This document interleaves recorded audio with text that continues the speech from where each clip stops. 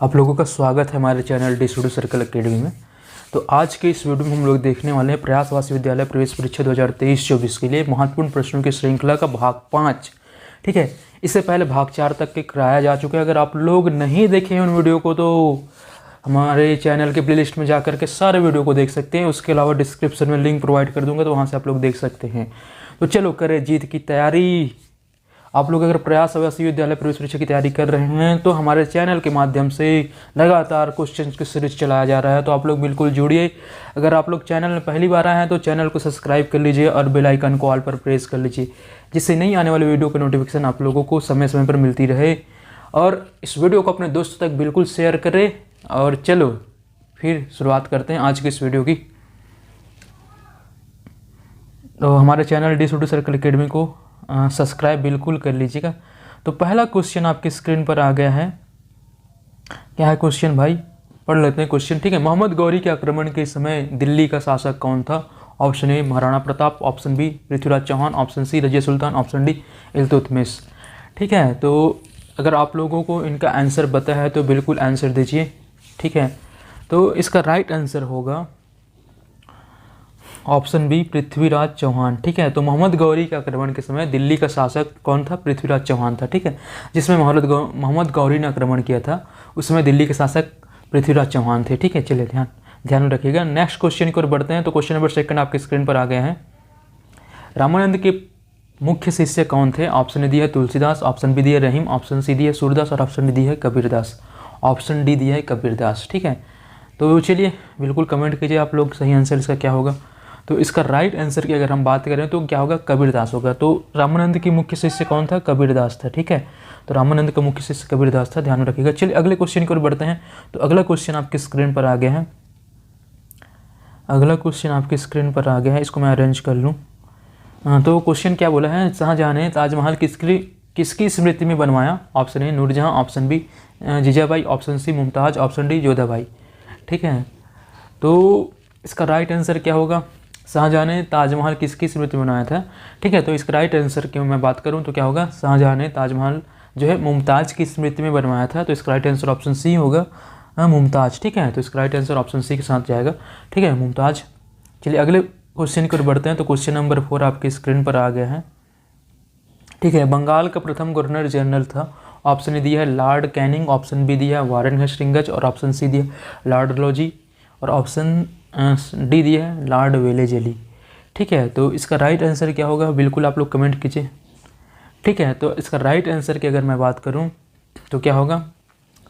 Warren Hastings होगा। ठीक है, बंगाल का प्रथम गवर्नर जनरल वारेन हेस्टिंग्स था। ठीक है, ध्यान में रखिएगा। बंगाल के प्रथम गवर्नर जनरल की अगर हम बात करें तो कौन था? वारेन हेस्टिंग्स था। ठीक है, चलिए अगले क्वेश्चन को बढ़ते हैं। तो अगला क्वेश्चन आपकी स्क्रीन पर आ गया है।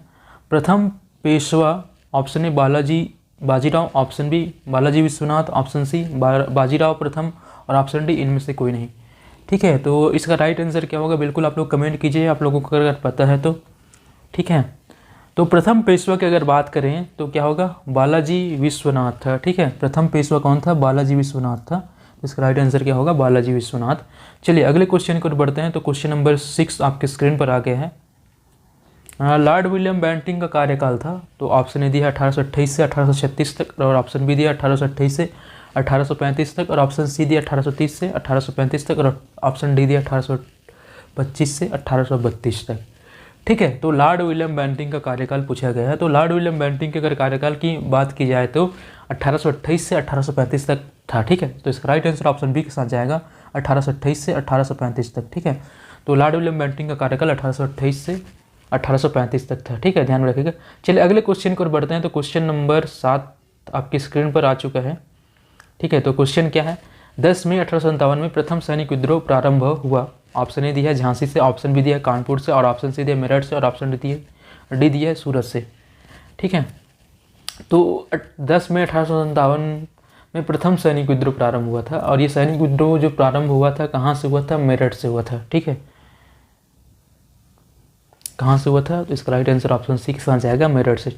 चलिए अगले क्वेश्चन को बढ़ते हैं। तो ये महत्वपूर्ण क्वेश्चन है। इस टाइप के क्वेश्चंस आपके प्रयासवासी विद्यालय प्रवेश परीक्षा में पूछे जाएंगे। ठीक है, तो आप लोग बिल्कुल तैयारी कीजिए और हमारे चैनल पहली बार आए तो चैनल को सब्सक्राइब कर लीजिए और अपने दोस्तों तक भी शेयर करें, ठीक है। जितना ज़्यादा शेयर करेंगे उतनी ही ज़्यादा अच्छा होगा, आप लोगों को उतनी ही अच्छा कंटेंट अवेलेबल कराया जाएगा, ठीक है। तो क्वेश्चन क्या है, अंग्रेजों के आमने सामने लड़ने वाला क्रांतिकारी था। ऑप्शन दिया चंद्रशेखर आज़ाद, ऑप्शन बी दिया भगत सिंह, ऑप्शन सी दिया वीर सावरकर और ऑप्शन डी दिया सुखदेव, ठीक है। तो इसका राइट आंसर क्या होगा, अंग्रेजों से आमने सामने लड़ने वाला क्रांतिकारी की पूछा गया है, ठीक है। तो अंग्रेजों से आमने सामने लड़ने वाला क्रांतिकारी चंद्रशेखर आज़ाद था, तो इसका राइट आंसर ऑप्शन एक साथ जाएगा, ठीक है। इसका राइट आंसर क्या होगा, ऑप्शन है चंद्रशेखर आज़ाद, ठीक है। अंग्रेजों से आमने सामने लड़ने वाला क्रांतिकारी चंद्रशेखर आज़ाद था, ध्यान में रखिएगा। चलिए आगे बढ़ते हैं। तो अगला क्वेश्चन आपकी स्क्रीन पर आ गया, क्वेश्चन नंबर 9, ठीक है। तो क्वेश्चन नंबर 9 क्या पूछा है, शेरशाह ने किसको हराकर दिल्ली पर अधिकार जमाया, ठीक है। ऑप्शन ए हुमायूं को, ऑप्शन बी जहांगीर को, ऑप्शन सी नादिर शाह को और ऑप्शन डी इनमें से कोई नहीं, ठीक है। तो शेरशाह ने किसको हरा करके दिल्ली पर अधिकार जमाया था, ठीक है। तो आप लोग इसका अगर आंसर पता है तो बिल्कुल कमेंट कीजिए, ठीक है। तो इसके राइट आंसर की अगर मैं बात करूँ तो क्या होगा, हुमायूं, ठीक है। तो शेरशाह ने हुमायूं को हराकर दिल्ली पर अधिकार जमाया था, ठीक है। हुमायूं को हराया गया था और क्या किया था, दिल्ली पर अधिकार जमाया था, ठीक है। अधिकार जमा लिया था, दिल्ली के पर कब्जा कर लिया था, ठीक है। चलिए अगले क्वेश्चन की ओर बढ़ते हैं। क्वेश्चन नंबर 10 आपके स्क्रीन पर आ चुका है। हर्षवर्धन के समय कौन सा विदेशी भारत आया, ऑप्शन ए दिया मैगस्थनीज, ऑप्शन बी दिया हेमसोंग और ऑप्शन सी दिया इब्न बतूता और ऑप्शन डी दिया फाहियान, ठीक है। तो हर्षवर्धन के समय कौन सा विदेशी भारत आया था, आप लोगों को अगर आइडिया है तो बिल्कुल इसका आंसर दीजिए आप लोग कमेंट बॉक्स पर, ठीक है। तो मैं इसका आंसर आप लोगों को बता देता हूँ। हर्षवर्धन के समय जो है हेमसोंग आया था भारत, ठीक है।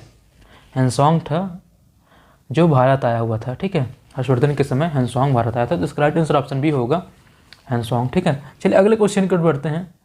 चलिए अगले क्वेश्चन है क्वेश्चन नंबर 11, मौर्य साम्राज्य के संस्थापक कौन थे, option A Kanishka, option B Samudragupta, option C Chandragupta और ऑप्शन डी इनमें से कोई नहीं, ठीक है। तो इसका राइट आंसर आप लोग बिल्कुल कमेंट कीजिए, ठीक है। तो मौर्य साम्राज्य के संस्थापक पूछा गया है, ठीक है। हम बात करें मौर्य साम्राज्य की, ठीक है। तो मौर्य साम्राज्य का संस्थापक चंद्रगुप्त मौर्य था, ठीक है। कौन था, चंद्रगुप्त मौर्य था, ठीक है।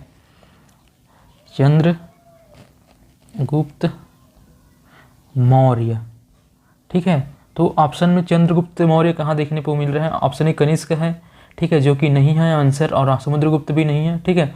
चंद्रगुप्त दिया हुआ है, चंद्रगुप्त मौर्य हमारा राइट आंसर होगा ऑप्शन सी, ठीक है। चंद्रगुप्त मौर्य मौर्य साम्राज्य के संस्थापक थे, ठीक है। तो ये थे 11 महत्वपूर्ण क्वेश्चन, ठीक है।